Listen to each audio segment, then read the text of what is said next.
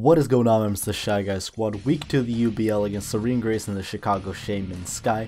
Team builder in the description down below. Pokepaste that is.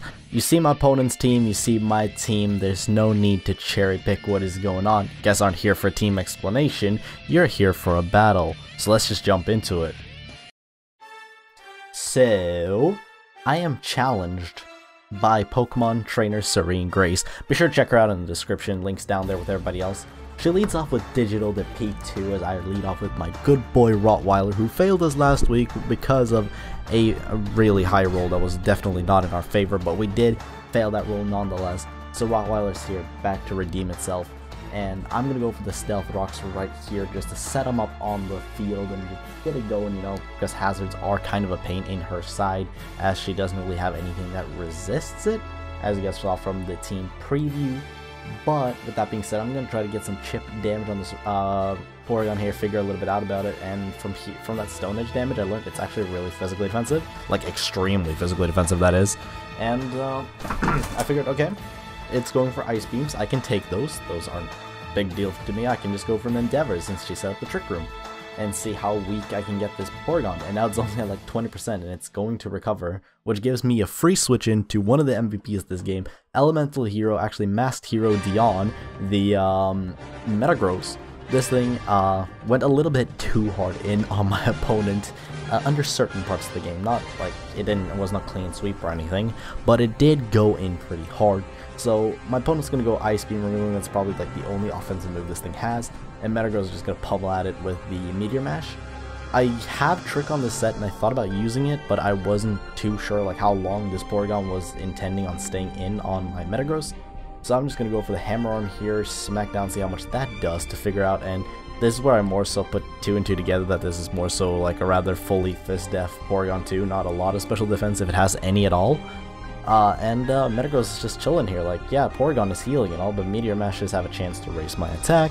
Hammer Arm does a good chunk of damage to this Porygon, and you can just sit here and recover, but at the end of the day, my Metagross is going to 1v1 beat this Digital, so I'm not too stressed with the whole trick, even though there are many cases where I could have just, you know, tricked off the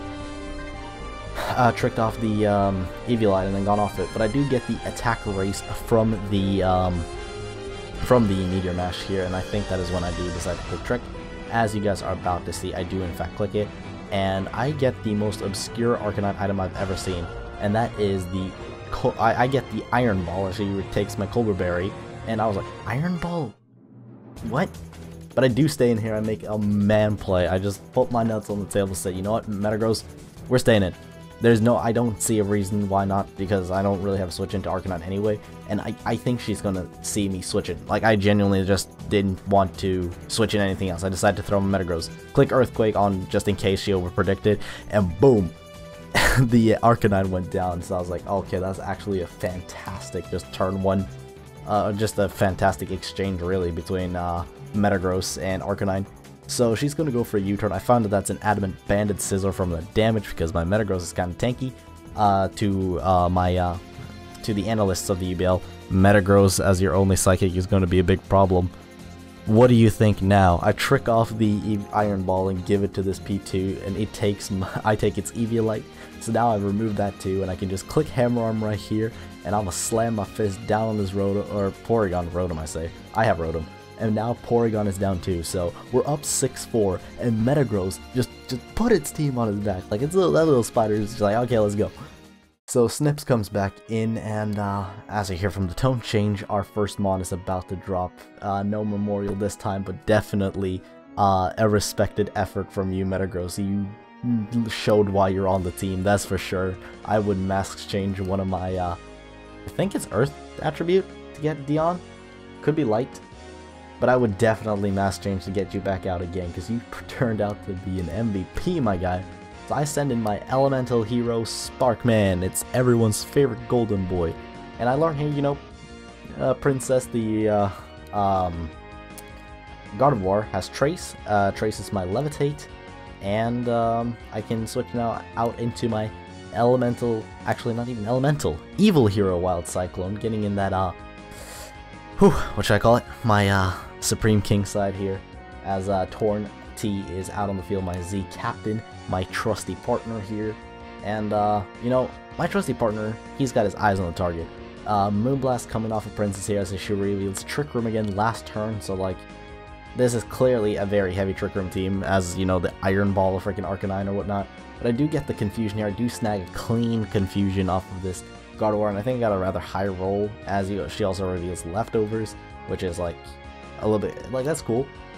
I was still very confused what this team wanted to do at this point in time, but she manages to hit herself, so the Leftovers were negated, and here I go from, like, a pretty high roll to an absolute, like, a very low one, as she lives on, like, 2 HP, gets Leftovers recovery, so even if she hits herself, she's not going to go down. But at least Torn can snag a KO, and that's going to be all fine and dandy. But hold your horses.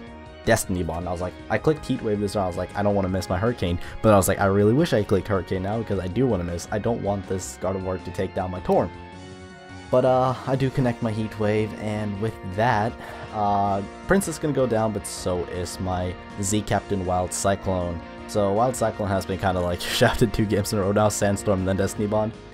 One day it'll have its game. But a Hungry Boy comes in here, and based on the fact that this is a Trick Room team, I really see this as like a Belly Drum, Gluttony, Snorlax type of deal, and she does in fact reveal that. So in my head, my most strategic play based on the rest of my team and how things were going to play out, I figured Trick would be my best play, which is what I'm going to click here. So I'm going to take nothing as the berry is consumed, and I'm going to give my opponent the Choice Scarf.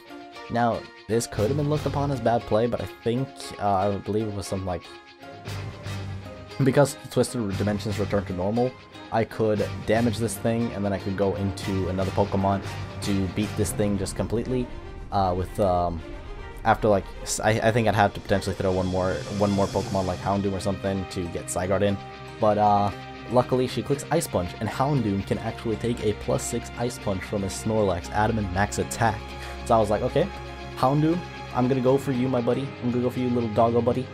As you are my saving grace in this game, you have Toxic, which is actually going to be my quote-unquote win con for this situation, at least, to eliminate this here Snorlax.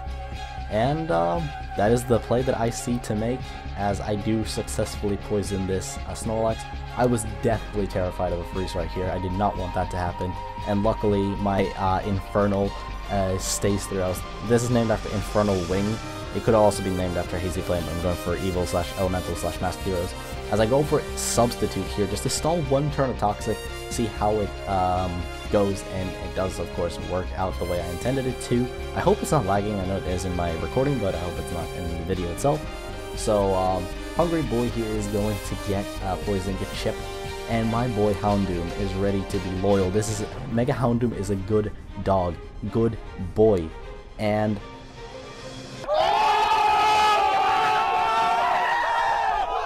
that's right, friends. Mega Houndoom, Infernal Wing, Infernal Sniper, whichever one you prefer, gets that crucial flinch and puts us in a very good spot against that Snorlax. Or else would have to like go into like Zygarde and Chip there, but that would have like opened up some doors for our opponent. So our opponent is going to throw up that Banded Bullet Punch onto my Mega Houndoom, and Infernal is going to drop, but not with a heavy heart, because Infernal just putting its team on the back as well as Metagross, man, just, you know, saved us from the threat that was, saved us from the giant threat known as Snorlax. And especially with how the Trick Room is set up and everything, the entire team has just done work today. Like everything has just done work. So Frostbite comes in, the Glalie, and this is where the game just goes all around, because we're about to release it, man. Core is pissed from last game over that frickin' Vaporeon and how poorly Zygarde was treated because of it. So we set up a DD as Glalie is here. Glalie is in the round 3 pick that I don't know how many people agree with, but more power to you, Serene, for picking Mega Glalie round 3, which probably would have lasted you out the draft.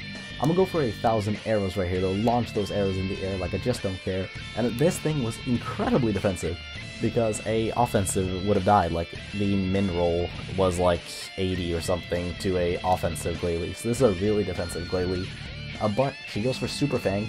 Does not apparently have Ice Shard, so I can just go for another 1,000 arrows to knock out this here Frostbite. and that only leaves the Banded Scizor, which I have a... Unless she crits me, I should live this Banded Adamant Bull Punch, but there is always that chance that she can crit me, and that is a little bit scary. So, I'm just sitting here holding my breath, and I'm like, oh.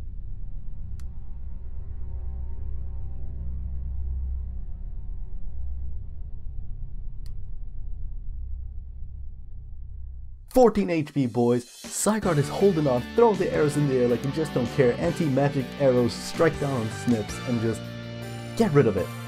You're not allowed to use that anymore, so we take up a 2-0 victory against SareneGrace in the Chicago Shaymin Sky after a 1-0 loss to the HeraHorde and the SL BANEFICA. If you guys enjoyed, be sure to leave a like, comment down below, and know what you thought of the game. And with that being said, subscribe, and I'll see you guys next time.